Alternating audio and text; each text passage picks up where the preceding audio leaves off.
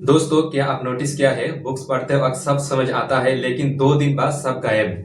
Books वही है, आंखें वही है, पर दिमाग कुछ याद ही नहीं रख पाते। इसका रीजन मेमोरी का कम होना नहीं, रीजन है गलत पढ़ने का तरीका। अगर आप सही तरीके से पढ़ोगे तो एक ही बुक एग्जाम तक भी याद रहेगी और लाइफ तक भी। ट्रस्ट मी, आप अकेले नहीं है।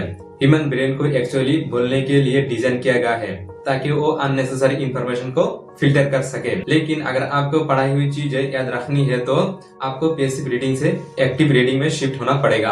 आज के इस वीडियो में हम क्लियरली 7 ऐसी पावरफुल टेक्निक्स के बारे में बात करेंगे जिसे आप यूज करके बुक्स को सिर्फ कंप्लीट नहीं बल्कि याद भी रख पाओगे।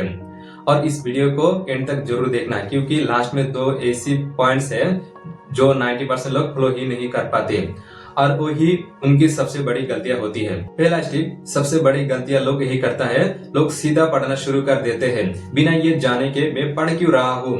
Reason with a purpose, asking yourself why am I reading. Book खोलने से पहले खुद से 2 सवाल पूछो। पहला सवाल, इस चैप्टर का आइडिया क्या हो सकता है।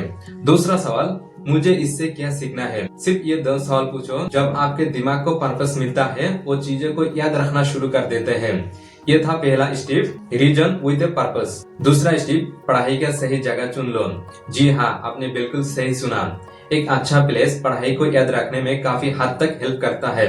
मैं ऐसा क्यों कह रहा हूँ। मान लीजिए आपको डांस प्रैक्टिस करना हो, यकीनन आप डांस के रूम में ही जाओगे, और अगर गलती से सिंगिंग के रूम में चले गए तो आपको दोनों में से कुछ नहीं होगा, ना डांस ना ही सिंगिंग। इसी तरह आपको पढ़ाई के टाइम में एक शांत और सही जगह चुनना होगा जहाँ पर ज्यादा आवाज ना आए, आपका अनकंफर्टेबल फील ना हो। स्पेशली आप सुबह जल्दी से उठकर पढ़ सकते हो। ये था दूसरा स्टेप, पढ़ाई का सही जगह चुन लो। तीसरा, आप पढ़ते हो लेकिन उनको समझते नहीं। बुक्स को नॉवेल की तरह मत पढ़ो। हर एक पैराग्राफ के बाद रुको और खुद से सवाल पूछो, अभी मैं क्या पढ़ा। अगर आप अपनी लैंग्वेज में 2 लाइन बोल सकते हो तो आप समझ गए, और अगर नहीं बोल पा रहे हो तो आप नहीं समझे। उस पैराग्राफ को 2 बार पढ़ो। याद रखिए, जो समझ में आता है वही याद रहता है। ये था तीसरा स्टेप, बुक्स पढ़ते वक्त खुद से सवाल पूछो।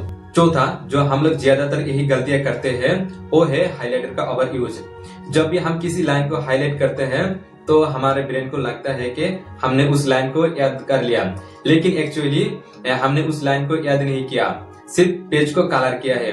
तो देखिए, पूरे पेज को कलर कर देना पढ़ाई नहीं होती।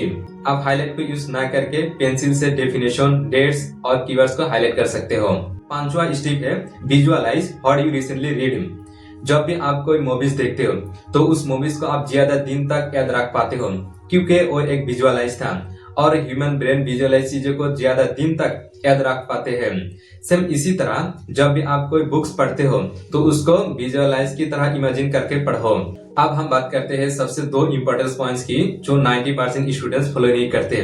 पहला है पोमोडोरो टेक्निक, यानी आप 4-5 घंटे पढ़ने की आदत कैसे बनाएं। मैं एक सिंपल सा रूटीन या प्रोग्राम आपको दे रहा हूँ जो आप फॉलो कर सकते हो। सबसे पहले आप टेबल पे बैठकर 25 मिनट की पढ़ाई करो।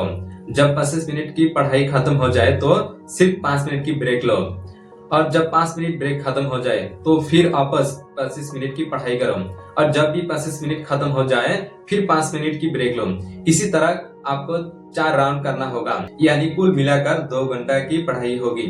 जब आपको 1-2 दिन की आदत हो जाए तो आप इजीली टाइम को बढ़ा सकते हो।